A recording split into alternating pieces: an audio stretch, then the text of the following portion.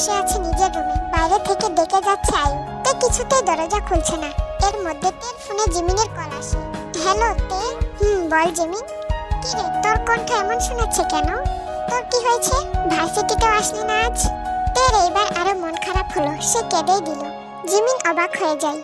জিমিনের পাশে বসে আছে জাঙ্কুক। জাঙ্কুকই জিমিনকে কলটা করতে বলেছে। কি হয়েছে তে, কাঁদছিস কেন? তে জিমিনকে সবটা খুলে বলে। সব শুনে জিমিন জাঙ্কুকের মুখের দিকে তাকায়। জাঙ্কুককে দেখে বোঝা যাচ্ছে এই মুহূর্তে প্রচন্ড রেগে আছে। জাঙ্কুক উঠে জিমিনের রুম থেকে চলে যায়। জিমিন তের সাথে আরো কিছুক্ষণ কথা বলে কল কেটে দেয়। জাঙ্কুকের ঘরে যায়, দেখে জাঙ্কুক মাথায় হাত দিয়ে বসে আছে। ভাইয়া। জিমিন, তোর বান্ধবীকে জিজ্ঞেস কর কাল ও ভার্সিটিতে আসবে কিনা। কালকেও ভার্সিটিতে আসবে না ভাইয়া, কিন্তু বিকেলে টিউশনিতে যাবে। আচ্ছা, তুই তোর রুমে যা। ভাইয়া, ভাবি হিসেবে কিন্তু তোকে আমার খুব ভালো লাগে।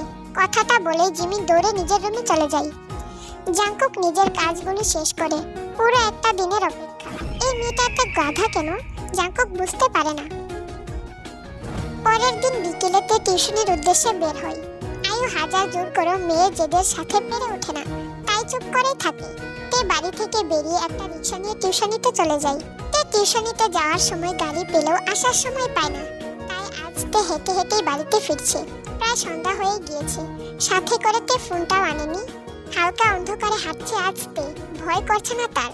একটু দূরে যেতেই চোখে পড়ে সেই জাঙ্কুকের কালো গাড়িটা। ভালো করে তাকাইতে জাঙ্কুককেও দেখা যাচ্ছে। জাঙ্কুক দাঁড়িয়ে আছে গাড়ির সামনে, পকেটে দুহাত রেখে। এখনো ভার্সিটির পোশাকেই আছে। আপনি এইখানে স্যার? আজকে কি ভার্সিটি থেকে বাসায় যাননি?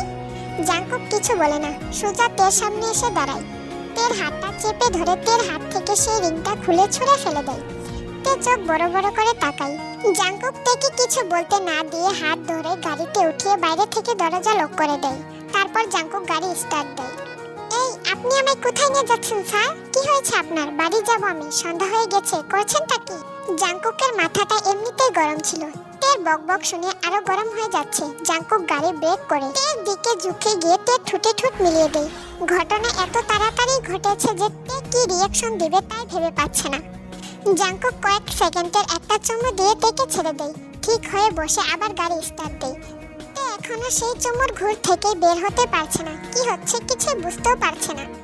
জাঙ্কুক গাড়ি ড্রাইভ করতে করতে দাঁতে দাঁত চেপে বলে, আর একটাও প্রশ্ন করবে না, চুপচাপ বসে থাকবে। তেও চুপচাপ করে বসে থাকে। জাঙ্কুকের উপর রাগ হলো এই মুহূর্তে চুপ থাকা ছাড়া কিছুই করার নেই। প্রায় 15 মিনিট পর একটা বাড়ির সামনে এসে গাড়ি থামায় জাঙ্কুক। নিজে আগে নেমে তারপর দরজা খুলে দিয়ে থেকে নামতে বলে। নেমে এসো। এটা কোথায়? ধমক দিয়ে জাঙ্কুক বলে। আবার প্রশ্ন? তে এক ধমকে চুপসে যায়। জাঙ্কুকের পেছন পেছন যেতে থাকে। একটা ফ্ল্যাটের সামনে এসে কলিং বেল চাপতেই দরজা খুলে যায়। জাঙ্কুক ভেতরে যায়। তে এদিক ওদিক তাকায়, দেখে কারো বাসা মনে হচ্ছে। তেও ভেতরে যায়। ভেতরে গিয়ে তে অবাক। ভেতরে সবাই আছে। জাঙ্কুকের বন্ধুদের মধ্যে সুগা আর ইয়োনোকে দেখতে পায় তে। জাঙ্কুক ভেতরে ঢুকে সবার উদ্দেশ্যে বলে, সময় নেই হাতে, সব রেডি আছে তো? আরে মামা, সব রেডি। হঠাৎই একজন মুরব্বী ভেতরে আসে। তের তাকে দেখে আর বুঝতে বাকি নেই এই লোক কে হতে পারে। সাথে সাথে তে জাঙ্কুকের দিকে তাকায়। জাঙ্কুককে দেখে মনে হচ্ছে না সে একটু অবাক। কাজী কেন? কার বিয়ে হবে? আমার। কথাটা বলে জাঙ্কুক তের হাত ধরে কাজীর সামনে থাকা সোফায় গিয়ে বসে পড়ে। আপনার মানে? আপনি বিয়ে করছেন, আমাকে কেন নিয়ে এসেছেন? তোমাকে বিয়ে দেখাবো তাই। তোমার না বিয়ে করার খুব শখ? একদিনই হাতে অন্যের দেওয়া রিং পরে নিয়েছিলে, তাই তোমাকে বিয়ে দেখাতে নিয়ে এসেছি। আপনি? আর কিছু বলতে পারে না, কারণ জাঙ্কুক তার দিকে রাগী দৃষ্টিতে তাকিয়ে আছে। তোরা কি ঝগড়া করবি মামা? বিয়ে শুরু হইব না? কাজী সাহেব, আপনি বিয়ে শুরু করুন। শুরু করবে মানে? আপনি কিন্তু এখন বেশি করছেন। কার বিয়ে সত্যি করে বলুন তো? তুমি যদি চুপ করে না থাকো আমি সত্যি বেশি করতে বাধ্য হব। আর তুমি ছাড়া এখানে আর কোনো মেয়ে দেখতে পাচ্ছ? আমি তো ছেলে, নিশ্চয় ছেলে হয়ে ছেলেকে বিয়ে করব না? আপনি আমাকে বিয়ে করার জন্য নিয়ে এসেছেন?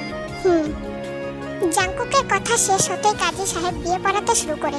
তের ইচ্ছে করছে এখান থেকে দৌড়ে পালাতে, কিন্তু এই রাতে যাবে কোথায়? জাঙ্কুক শক্ত করে তের হাত ধরে রেখেছে। কাজী সাহেব কবুল বলতে বলে। জাঙ্কুক অনায়াসে কবুল বলে দেয়, কিন্তু তে চুপ থাকে। সে কিছুতেই কবুল বলছে না। কি হলো, কবুল বলো। আপনি আমায় জোর করছেন? আমি বিয়ে করব না? এইভাবে কারো বিয়ে হয়? এই মুহূর্তে তোমার হাতে অন্য কোনো অপশন নেই। ভেবে দেখো কি করবে। কি বলতে চাইছেন? হয়তো বিয়ে করে হালালভাবে আমার সাথে থাকবে, নয়তো বিয়ে ছাড়াই থাকবে, কিন্তু তোমাকে থাকতে হবে, আর সেটা আমার সাথেই। এখন ডিসিশন তোমার। কে জানে এখন সে অসহায়। জাংকুক যে এমন কিছু করতে পারে তে তা কখনোই ভাবেনি। জাংকুককে তের কাছে খুবই ভালো লাগে। যখন বোগামের সাথে বিয়ের কথা শুনেছিল তখন থেকে এই জাংকুকের মুখটাই বারবার তের সামনে ভেসে উঠেছে। কিন্তু নিয়তি এমন কেন? যাকে সুন্দরভাবে পেতে চেয়েছিলাম তাকে পেয়ে যাচ্ছি, কিন্তু এইভাবে কেন? সবকিছু তো অন্যরকম হলেও পারতো। কথাগুলো ভেবে তের চোখ বেয়ে পানি পড়ে। সাথে সাথে তে কবুল বলে দেয়। তের কবুল বলা শুনে জাংকুকের বুক থেকে পাথর নেমে যায়। এতক্ষণ মনে হচ্ছিল জীবনের সব থেকে বড় পরীক্ষা দিচ্ছেও। জাংকুক অবশেষে নিজের করে নিয়েছে তার প্রিয়তমাকে। তে বসে বসে কাঁদছে, আর তা দেখে সুগা বলল, সব ঠিক আছে ভাই, কিন্তু এটা ঠিক হলো না। মেয়েটা এখনো কাঁদছে। তখন ইয়নো বলে উঠল, মেয়ে মানুষ তো কাঁদবে ভাই, বিয়ে বলে কথা, সুন্দর করে হলেও কাঁদে, জোর করে হলেও কাঁদবে। তোদেরকে ধন্যবাদ, তোরা না থাকলে সবকিছু ম্যানেজ করতে পারতাম না।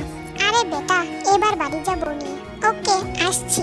জাংকুক তেকে নিয়ে বেরিয়ে আসে। এখন প্রায় রাত 10টা। তে কেঁদে চলেছে আর মনে মনে ভাবছে, এবার আমি বাড়ি যাব কি করে? বাবা মাকে কি বলবো? হুট করে জাংকুক তেকে কুলে তুলে নিয়ে গাড়িতে বসিয়ে দেয়। তে কিছু বলে না। জাংকুক নিজে গাড়িতে উঠে তের দিকে ঘুরে বসে। তে দুগালে হাত রেখে চোখের পানি মুছে দেয়। তারপর বলে, আর কাঁদবে না, চুপ করো। আমি জানি যা হয়েছে তা ঠিক না। তোমার অনুমতি ছাড়া তোমায় এনে বিয়ে করেছি। বিশ্বাস করো, আমার হাতে আর কোনো অপশন ছিল না। তোমার বিয়ে ঠিক হয়েছে শুনে কিছুতে নিজেকে কন্ট্রোল করতে পারিনি। আমার তোমাকে প্রয়োজন তে, ভীষণ প্রয়োজন। এই যে বিয়ে করেছি তোমায়, এখন থেকে কোথাও যেতে দিব না। তুমি শুধু আমার, সব ঠিক করে দেব। প্লিজ তে, আর কাঁদে না। তে তাও কেঁদে যাচ্ছে। চুপ করো তে, কাঁদতে বারণ করেছি না আমি? তের এবার রাগ হয়। জাংকুকের হাত দুটো সরিয়ে দিয়ে জাংকুকের ঘাড়ের মধ্যে জোরে কামড় বসিয়ে দেয়। রাগের মাথায় এত জোরে কামড় দিয়েছে যে জাংকুকের মুখ থেকে চিৎকার বেরিয়ে আসতে চাইছে, কিন্তু জাংকুক শব্দ করে না। কামড় দিয়ে তে প্রায় 1 মিনিট পরে ছেড়ে দেয়। শেষ নাকি আরো দিতে চাও? চুপ করুন, আপনি একটা অসভ্য লোক। কি করে পারলেন আমার সাথে এমনটা করতে? আমি তো কিছুই করলাম না, আগেই কেন মিথ্যা অপবাদ দিচ্ছ? আমাকে বাড়ি দিয়ে আসুন এই মুহূর্তে। তোমার বাড়ি তুমি আর যাচ্ছ না, কাল তোমার বাড়িতে জানিয়ে দেয়া হবে আমি আপনার সাথে থাকছি না। আমি আমার বাড়ি যাব। তুমি আমার সাথেই থাকছো আর থাকবে। তোমার বাড়ি অবশ্যই যাবে, তবে ঘুরতে। বেশি করছেন কিন্তু এবার আপনি। কি করছি আর কি করব সেটা তুমি দেখতে পাবে। আমার এখনো বাসর করা বাকি, বাড়িতে যেতে হবে। চোখ মেরে বলে জাংকুক।